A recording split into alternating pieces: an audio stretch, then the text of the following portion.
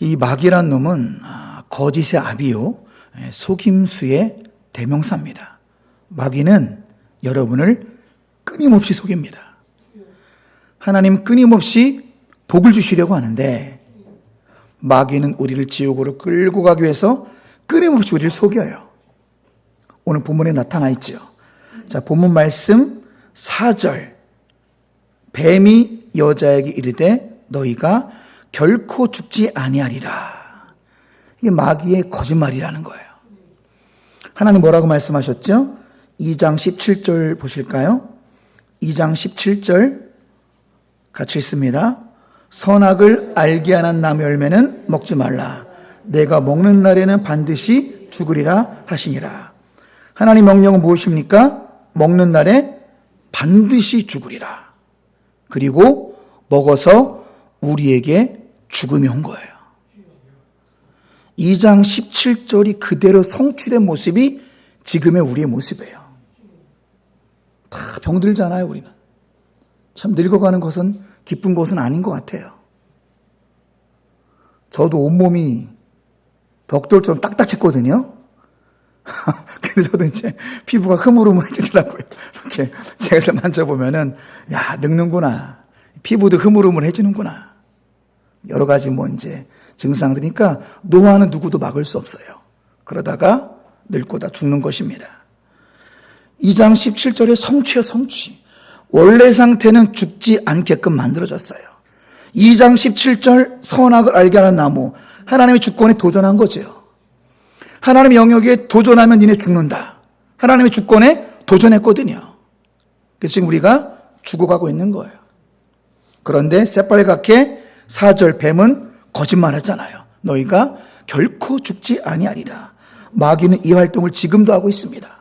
우리가 기도하지 아니하고 말씀 보지 아니하면 딱 속을 수 있게끔 이미 하와는 속았어요. 좀 위로 올라가 보세요. 3절 동산 중앙에 있는 나무 열매는 하나님 말씀에 너희는 먹지도 말고 만지도 말라 너희가 죽을까 하노라. 하와는 10년 가운데 말씀이 흐렸어요. 그러면서 하나님 말씀하셨대잖아요. 하나님 말씀하셨는데 지금 하와의 마음속에 뭐가 있어요? 왜곡된 말씀. 그러니까 너희가 죽을까 하노라. 하와의 머릿속과 마음속에는 죽을지도 몰라. 죽을 수도 있을걸? 이미 말씀이 이 사탄이 물을 탄 거죠. 말씀이 왜곡이 됐어요. 하나님 말씀 무엇이었죠? 반드시 죽는다. 하나님의 주권에 감히 도전하지 말아라. 다른 건 다 먹어라. 경기도만한 땅이 이제 에덴 동산이었거든요. 경기도만한 땅이 다른 건 다 먹어라. 하지만 동산 중앙에 나의 주권을 상징하는 선악과는 따먹지 말아라.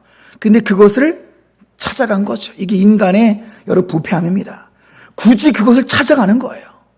더 욕심 부리는 거죠. 욕심은 끝이 없으니까.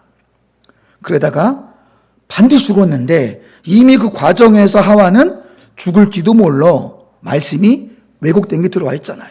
이것이 기도와 말씀에 깨어있지 않은 결과라는 사실입니다.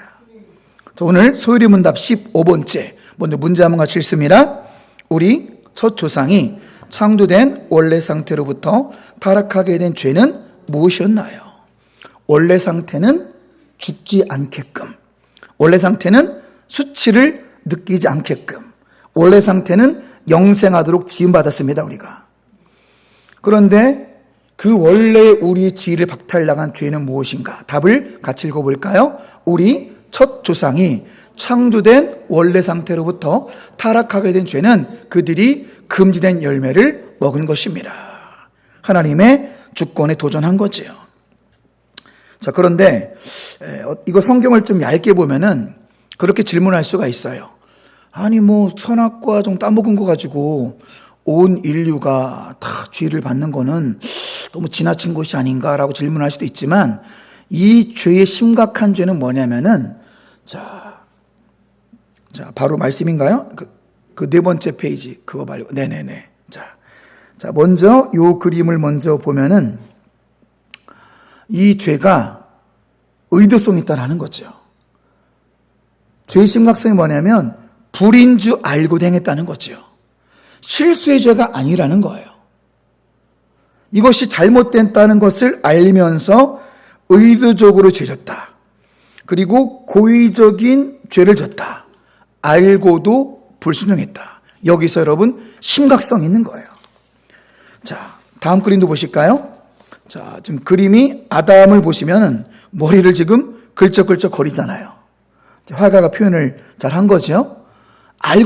아담은 또 직접 주님 음성을 들은 사람으로서 죄인지 알고 있었어요. 이 죄의 심각성 하나님의 주권에 도전하면서 의도적인 죄라는 거예요.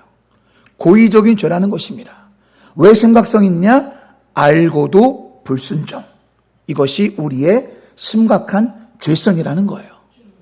우리 말씀을 통해서 우리 내면을 점검하시기 바랍니다. 나는 알고도 짓는 죄는 없는가? 이거를 우리가 캐치하셔야 돼요. 그냥 용서하겠지 이 정도가 아닙니다. 고의로 지는 죄와 모르고 지는 죄는 정말 다릅니다. 말씀을 확인해 볼까요? 자, 먼저 핑계대는 모습을 먼저 보고 그 다음 말씀을 확인할 텐데 창세기 3장 11절 같이 읽습니다. 아담이 이르되 하나님 주여서 나와 함께 있게 하신 여자 그가 그 나무 열매를 내게 주므로 내가 먹었나이다. 하나님께 들켰을 때 회개로 나가셔야 됩니다. 회개하면 진짜로 회심하면 살아납니다. 근데 우리 문제는 무엇입니까? 진짜 회심을 안 한다는 게 문제예요. 회심은 돌아올 회, 마음 심자거든요. 그러니까 진정한 회개는 진정한 회심인데 완전히 돌아서는 거예요. 이게 회심입니다. 여러분 이것은 쉬운 것이 아니에요. C.S. 루이스도 나는 3번 회심했다라고 고백할 정도로 완전히 돌아서는 것은 쉬운 것만은 아닙니다. 자, 그 다음 또 하와도 핑계가 되죠. 13절 읽어보실까요? 여호와 하나님이 여자에게 이르시되 내가 어찌하여 이렇게 하였느냐? 여자가 이르되 뱀이 나를 꿰므로 내가 먹었나이다. 이들은 회개했어야 됐어요. 아담은 누구한테 핑계댔어요? 하나님 만든 여자가 그랬슈. 이렇게 하는 거고요. 지금 하와는 누구 핑계댑니까? 뱀이 그랬다. 핑계대기에만 급급합니다.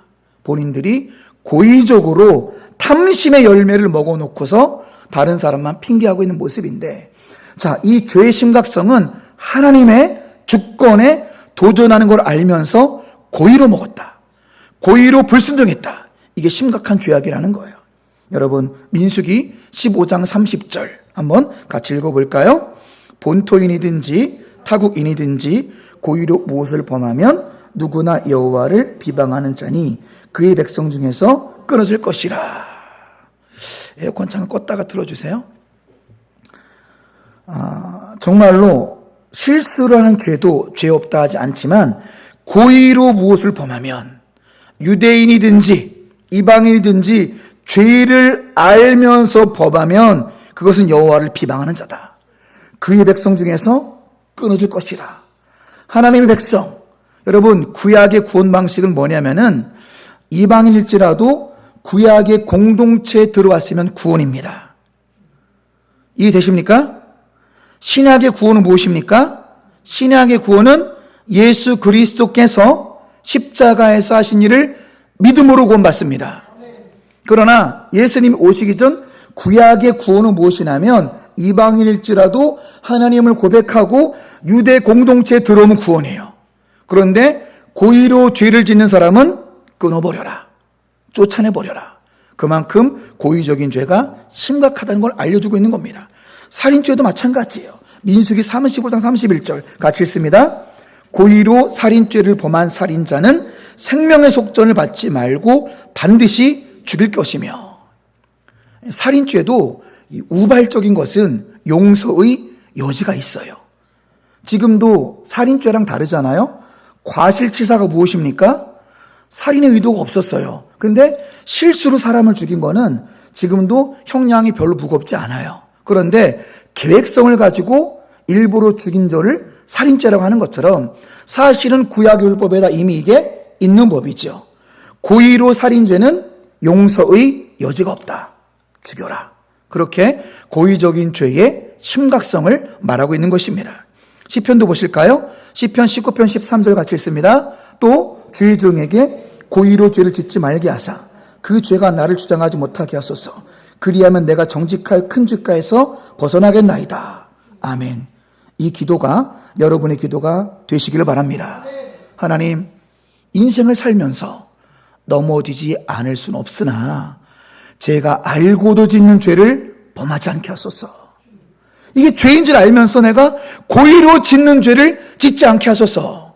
그래서 정직한 자를 구원하시는 하나님을 체험하게 하소서.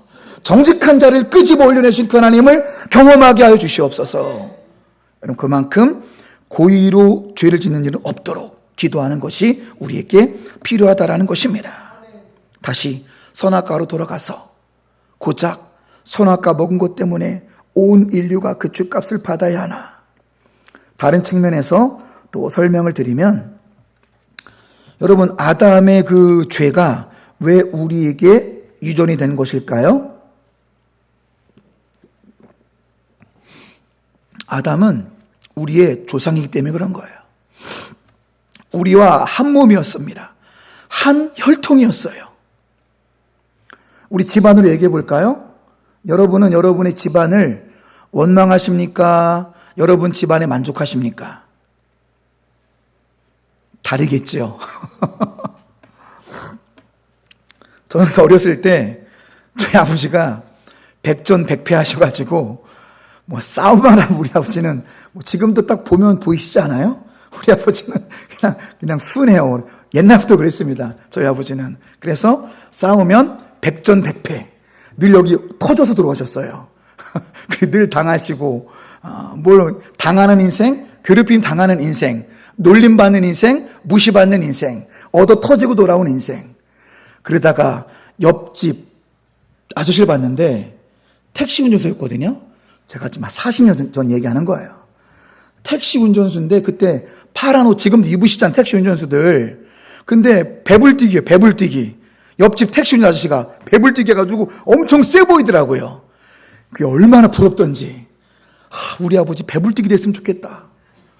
그래서 싸우면 좀 우리 아버지 안 줬으면, 맨날 그래도 터지고 오지 말고 우리 아버지 안 줬으면 좋겠다. 하여튼 지금까지 우리 부모님의 인생은 쉽지 않은 인생을 살아왔는데, 저도 그런 집안에 제가 태어나고 싶어 태어난 건 아니잖아요. 그죠? 더한 가정도 있지만, 저도 우리 집안에 태어나고 싶어 태어난 게 아니라 하나님이 태어나게 하신 거니까 태어난 거예요. 그러니까 여러분들, 여러분 부모님을 원망하지 마시기 바랍니다. 그냥 사랑하세요. 받아들이세요. 원망하지 마시고. 똑같은 원리라는 거지요. 우리가 아담의 자손인 거, 아담의 자녀인 거 우리의 의지가 아니잖아요. 그러니까 원망해봤자 아무 소용 없는 거예요. 우리의 아버지인 아담이 범죄했기 때문에 그 죄가 우리에게 흘러내려오는 거예요. 우리가 아담의 혈통, 다른 말로 하면 아담은 인류의 대표였어요. 인류의 대표가 그런 범죄를 하니 그 후손이 우리에게 죄가 유전이 되었다는 거지요. 자, 말씀으로 확인해 볼까요? 고린도전서 15장 21, 22절 같이 읽습니다. 사망이 한 사람부터 말미암았으니 죽은 자의 부활도 한 사람으로 말미암는도다. 아담 안에서 모든 사람이 죽음과 같이 그리스도 안에서 모든 사람의 삶을 얻으리라. 여러분, 너무나 중요한 말씀이에요. 여러분, 암송하시기 바랍니다. 여러분의 신앙을 업그레이드 해주는 말씀이에요. 무슨 말씀이냐? 아담과 우리는 한 몸이었습니다. 한 혈통이에요. 여러분의 아버지와 여러분이 한 혈통인 것처럼 아담과 우리는 한 몸이에요. 그러니까 아담이 죄 졌기 때문에 우리가 죄값을 받는 거예요. 한 몸이기 때문에. 그런데 여기서 우리 역사 끝이 아니라는 거죠. 우리는 똑같은 원리로 그리스도와 한 몸임을 믿으시기 바랍니다. 그리스도와 분리된 게 아니에요. 우리가 아담과 연결됐던 것처럼 우리는 그리스도와 한 몸임을 기억하시기 바랍니다. 그리스도와 한 몸이 되었기 때문에 그리스도 안에서 모든 사람의 삶을 얻으리라. 할렐루야. 그래서 예수 그리스도를 다른 말로 두 번째 아담이라고 하잖아요. 둘째 아담, 예수 그리스도. 핵심 무엇인가? 왜 우리가 원죄를 물려받고 자범죄를 물려받았는가? 우리가 아담과 한 몸이기 때문에. 그럼 우리가 어떻게 또 새로운 산 소망을 얻을 수 있을 것인가? 어떻게 우리가 그 죄인된 죄의 유전이 있는데 영생을 소망할 수 있습니까? 그리스도와 한 몸이니까. 할렐루야. 그러니까 지혜는 무엇이냐면, 왜 내가 하필 아담과 한 몸이 돼가지고 원망하는 거? 시간 낭비예요. 아담 때문에 평생 일하고 그냥 늙고 원망해봤자 돌이킬 수 없다니까요. 그거는 이미 엎질러진 물이에요. 그것은 그냥 잊어버리세요. 뭐만 생각하십니까? 앞에 계신 그리스도 예수를 붙잡으시기 바랍니다. 그리스도를 표대 목적 삼아 그리스도를 잡으신 다음에 이 생각을 하셔야 돼요. 그리스도와 나는 한 몸이다. 할렐루야. 나에겐 무한한 소망이 있다. 그리스도와 나와 한 몸이기 때문에 나에게는 소망이 있고 삶을 얻고 새 삶을 얻고 그리스도 안에서 나에게 영생이 시작이 되었습니다. 할렐루야. 소망을 붙이시기 바랍니다. 마지막으로 요한복음 15장 5절. 오늘 잠깐 신문 기사를 읽었는데 그런 인터뷰가 있더라고요. 여러분 본죽 좋아하세요? 저만 좋아하시나요? 좋아하나요? 세상 맛있지 않습니까? 본죽? 그 본죽 그 대표 이제 본월드 이제 본죽 회사가 이제 평범한 그냥 아주 아줌마 집사님이었었어요. 평범한 아줌마 집사님이었는데 그분이 주님을 의지하고 구함으로 제 본월드가 됐어요.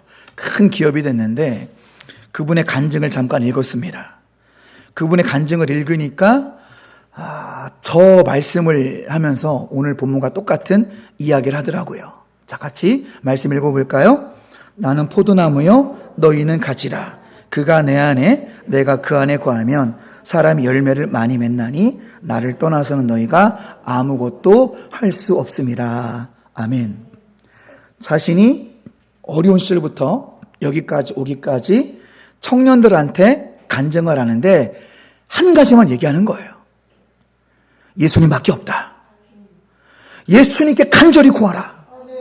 예수님께 물질도 구하고 도우심도 구하고 건강도 구하고 그러면서 우리가 맞잖아요. 이 말씀 원리대로 예수님은 포도나무예요. 포도나무. 우리는 무엇입니까?